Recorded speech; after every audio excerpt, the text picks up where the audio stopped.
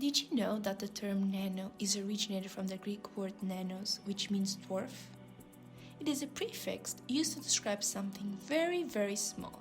That is why the science of the miniature is dubbed nanotechnology.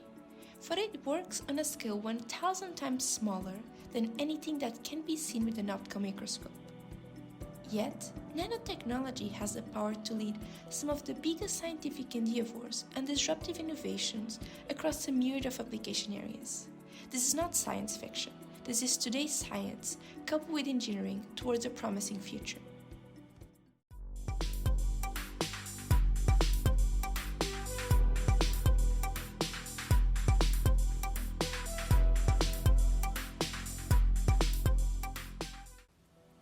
Hello, and welcome to another episode of Crosstalks, a podcast series by the UT Austin Portugal Program that will walk you through the wonders of science-business collaboration. We'll be exploring emerging topics in the areas of advanced computing, medical physics, nanotechnologies, space-earth interactions, and technology innovation entrepreneurship as we delve into the program's groundbreaking, industry-driven research projects. You have probably guessed it by now. In this episode, we'll be exploring the great, wonderful world of nano. Nanotechnology is one of the most promising, novel fields of technological development, though its foundations go back to the late 1950s and the Nobel laureate, the physicist Richard Feynman. At the nanoscale, scientists are creating disruptive solutions for some of the world's biggest challenges. The list is rather extensive, but just to give you a glimpse of what nanotechnology is delivering, think of nanosensors to remotely monitor cancer patients at high risk of relapse, or nanotechnology-enabled filters to remove contaminants from the water, or even nanosensors in food packaging to indicate whether the food is pathogen-free. What is really special about working at the nanoscale is to see that matter acquires different and unique properties, such as higher strength, lighter weight, increased conductivity, or chemical reactivity, and these are particularly relevant to a wide range of applications. An example of nanotechnology yielding very good results can be found in the machining tool industry, catering to space and automotive industries. Fabricating parts of cars and planes is hard on cutting tools and wears them down. Additionally, increasing requirements on high-speed and dry cutting applications lead to higher demands on the quality of cutting tool materials. As such, the development of nanocomposites from machining tools has been receiving a great deal of attention from both researchers and industry professionals, for they have proven successful in increasing the wear resistance and tool life. This brings us to the transatlantic MCTool21 project, a 3-year industry-led research project supported by the UT Austin Portugal Program that targets the premature degradation of cutting tool materials through an innovative, optimized cutting system using nanocomposites and new simulation tools.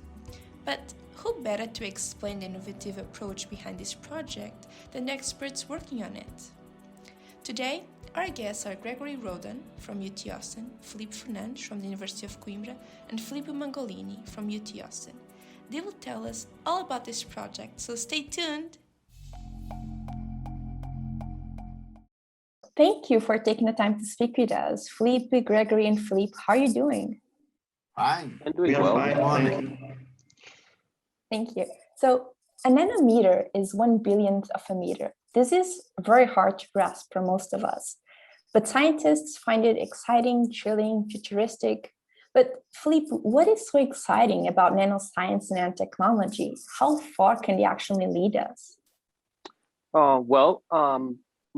are different ways in which we can approach this topic. From a scientific standpoint, what is very intriguing is the fact that we can manipulate the properties of materials by tuning the size of the shape and the shape of the features that you are dealing with.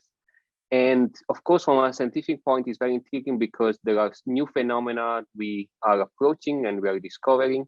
But from a technological standpoint, we can also exploit these new phenomena to build new devices for a number of applications, from nanomedicine to catalysis, chemical sensing, plasmonic, and as well as manufacturing and machining, as in this project.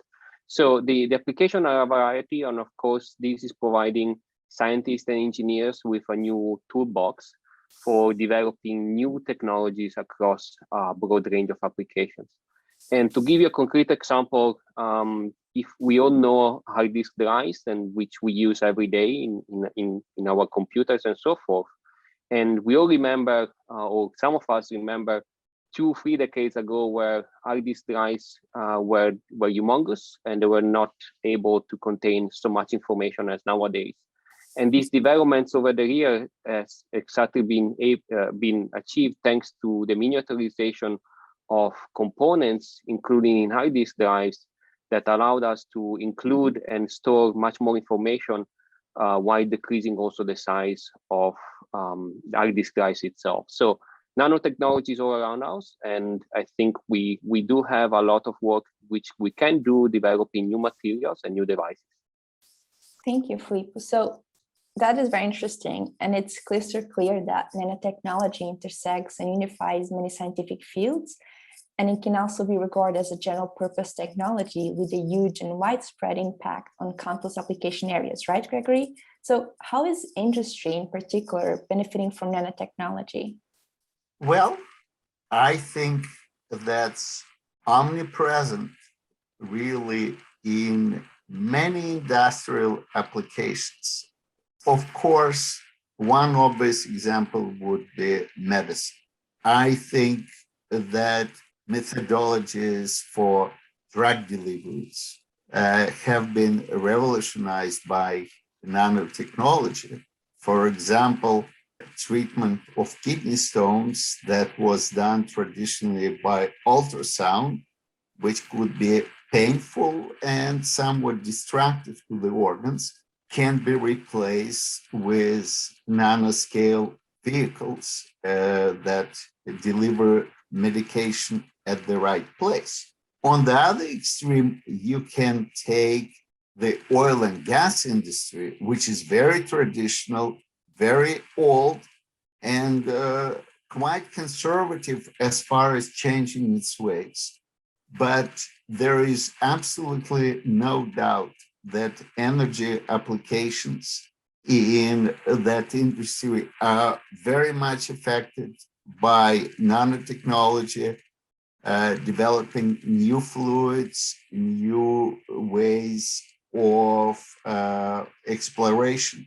And of course, since we talked about the energy sector, the batteries, lithium batteries, have dramatically affected our lives. And the examples range from our computers, cell phones, and of course, cars.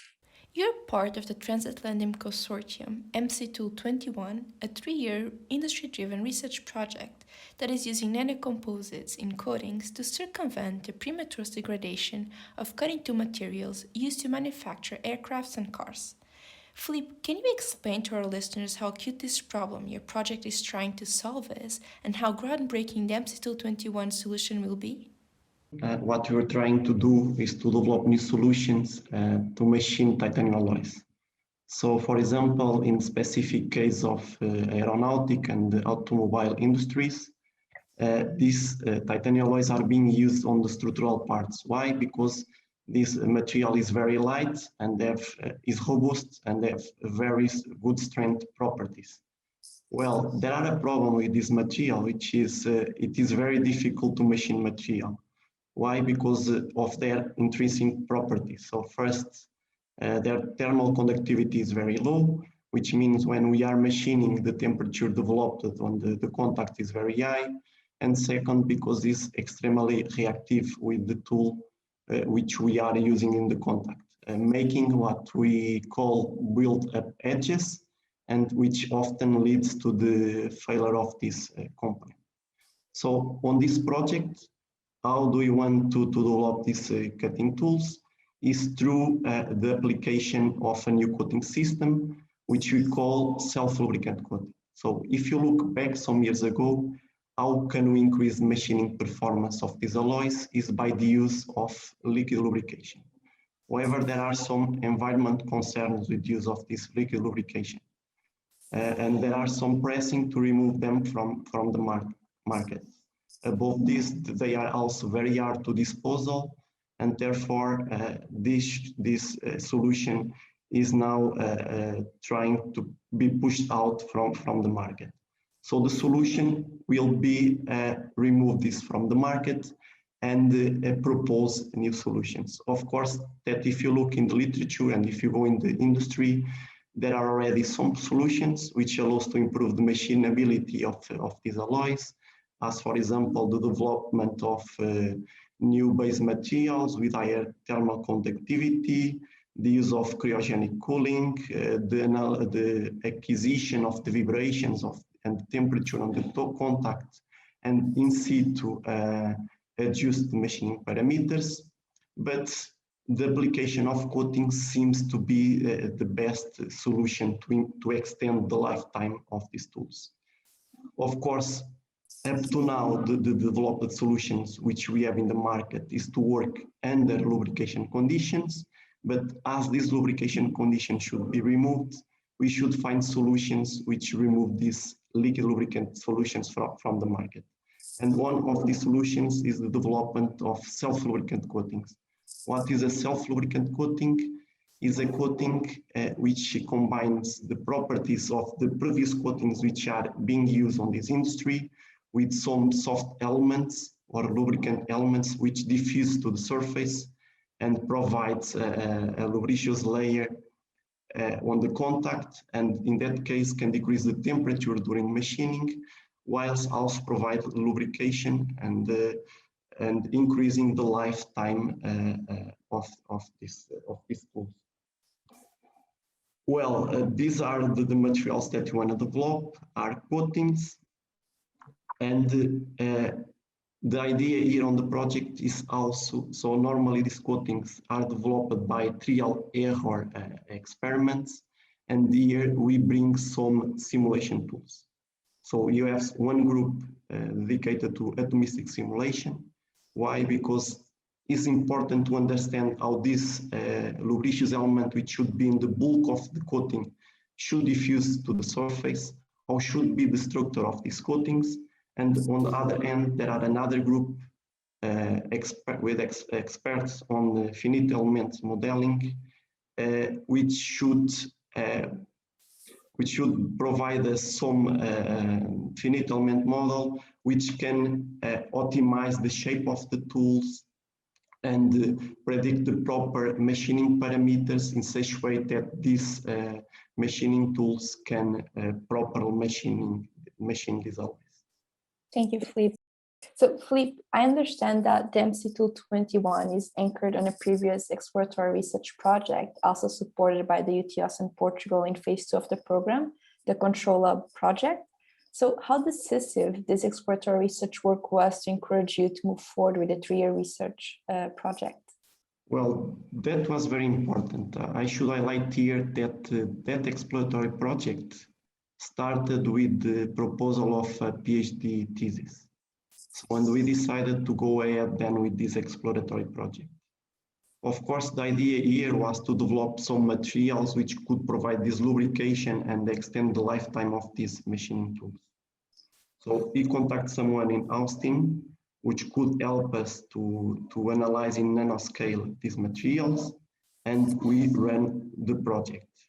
At the same time, during the preparation of that project, we also had some support of already InnovaTools company, which is the leader of the current project. So he could not be there as a partner, but we already had support of him by giving us some informations and some substrates. So during the execution of the project, we got very interesting results. This diffusion of the elements which provide lubrication to the contacts was achieved. We also proved that the materials that we developed avoided what is important for machining these alloys, the formation of these built-up edges. And when we present these results to the enterprise, they say us immediately. So this is a market where we should stay. So it's a growing market, and we need to be competitive on the machining of these alloys. So they immediately said that they would like to proceed for industrial project in such a way that these materials could be upscaled and in such a way that these machining tools could be produced at industrial scale. Thank you. So just for our listeners to understand, MCTools is a small, medium-sized company located in Portugal and part of a large German tool production company. So do you think, Filipe, that this research project will impact the company's market competitiveness? Will it create any competitive advantage in your perspective? Yes, sure. So MCTools say that this is a really a market where they should stay. So it's a growing market. If you see these cars and the aerospace vehicles, they start to be done in these very hard to difficult machine materials, and they want to be in the market to compete and to have new portfolio products in such a way to solve these machining problems. Of course, their idea with these products is to increase their sales and also compete with other tool producers, like the ones which are in China, which normally produce components cheaper than us in Europe or USA. Thank you. So I'm curious, Filipe, are there any significant barriers in the development of this newly efficient green coating system you're developing? There are. It's the first time for me to work in such a big project with multiple researchers from academia, and also to have a strong component coming from the industrial side.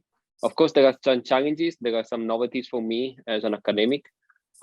First and foremost, we always have to keep in mind that we want to deliver the information to the company and making sure that what we develop and study from an academic side can be translated to the industrial application itself. And of course, the challenge is that here you are dealing with multiple professors and academic researchers across different countries with different backgrounds, not only cultural, but also educational backgrounds. So sometimes it's challenging to speak the same language. The classical example is physicists and chemists back in the past, where they could not understand each other. We are not at that stage anymore, but we could understand much better each other. But again, there are differences in the way we approach science, and we do things, some more scientific, some more engineering. And of course, we are trying to work all together and to complement each other. So I think after the first few meetings where we understood each other better, now we are a little bit more oiled and there is less friction, let's say. And we do understand what each other is doing, and we can certainly complement what each other is doing in their own field. This project relies on an international consortium bringing together different types of partner and crossing several disciplines: material science and engineering, computational engineering. What are the most challenging and most rewarding aspects of working with the international team with different profiles, Gregory? Well, I guess one of the more rewarding aspects, unfortunately, could not be realized under the current circumstances is because we have the pandemic, right? I certainly enjoy talking to my colleagues in Portugal and was planning to come for a visit, and I hope I'll do it one day. But I guess that's the social side of the project, which is actually always very important in a big project. I think from the technical side, what is rewarding is basically taking all the science that is kind of there, but it just exists as a bunch of loose pieces. They're interesting, but they're kind of somewhat artistic, trying to put it all together and create not only a predictive tool, but try to help the company to push this tool towards a real application, market, and things like that. I find this extremely rewarding and unique for academic projects. Thank you. Filipe, Thank you. would you like to add anything? Well, I agree with the comment of Filipe and Greg. So this in the beginning was really challenging to understand each other's. And the objective here is clear, try to develop these new solutions for the company, or at least help her to reach these new markets and develop new products in such way that the enterprise can be competitive. You mentioned that there are other solutions in the market. So can you explain me what really differentiates your project from already available solutions? As Filipe said before, a lot of the machining and manufacturing processes that have been developed so far have relied on metalworking fluid. So the use of the fluid has been critical in a lot of machining processes. Moving away from that metalworking fluid is challenging because of the conditions that developing on the machining to workpiece interface. And that requires a lot of development from the material science part. And that's exactly what our approach is in this case. So a lot of already coatings have been used and applied to machine tools, including very hard coatings such as diamond and so forth. So very, very hard material with high strength, mechanical strength. But I think the novelty here is to use an adaptive coating that can develop and the phase at exactly at this lining interface that is required to decrease friction, so provide lubrication purposes or lubrication properties, and allowing, of course, to improve the machining process itself. So to improve the manufacturing throughput and while maintaining also, of course, the possibility to machine titanium alloys, which are very, very difficult to machine. I have one last question. How important was the UT Austin Portugal program in helping you bring the MCTool21 project to life? It was really important. So we could find partners here in Portugal and Europe, which could create the consortium, but it's not easy to find the financial support. So by this call, we could easily find top researchers on different topics: atomistic simulations, finite element modeling, tribology. And with that, we could join great scientists which could do a good job and could really help the enterprise to develop these new products. Thank you. Gregory, would you like to add anything? Well, to put it simply, this project would not have existed without this program, right? Obviously, the financial support is critical, but also this opportunity to look for partners in Portugal, and those partners were extremely well equipped because there was a company, right, that set a very challenging and critical, commercially critical goal to develop new tools. And I think this is just the beginning, because what is happening with these methodologies, we will expand the library of materials that can be processed. And those are remarkably challenging material to process in any other means, and they're required for high-end applications where machining precision is absolutely critical. And so I think it's a phenomenal opportunity that cuts across many disciplines, but also cuts across from very fundamental scientific research to commercial realization. of the products. Great. Thank you very much, Filipe, Gregory, and Filippo. It was very nice to chat with you today. And we can't wait to hear more updates on your project. Thank you. Thank you. Thank you, Sheila. Great. Thank you very much, Filipe, Gregory, and Filippo. It was very nice to chat with you today, and we cannot wait to hear for more updates on your project. Thank you all for listening to this episode of Crosstalks. If you have enjoyed it, and even if you didn't, we'd love to hear from you, so make sure to subscribe and leave a review. For additional content, follow us at UT Portugal on Twitter or visit utaustinportugal.org. The MCTool21 project consortium brings together SMU Innovatools Portugal, the University of Coimbra, the University of Minho, and University of Texas at Austin. The project is co-financed by the European Regional Development Fund through Portugal 2020 and the Regional Operational Programs Centre 2020 and North 2020, and the Portuguese Foundation for Science and Technology through UT Austin Portugal. The total eligible investment is around 1.61 million euros, with a public funding of approximately 1.52 million euros.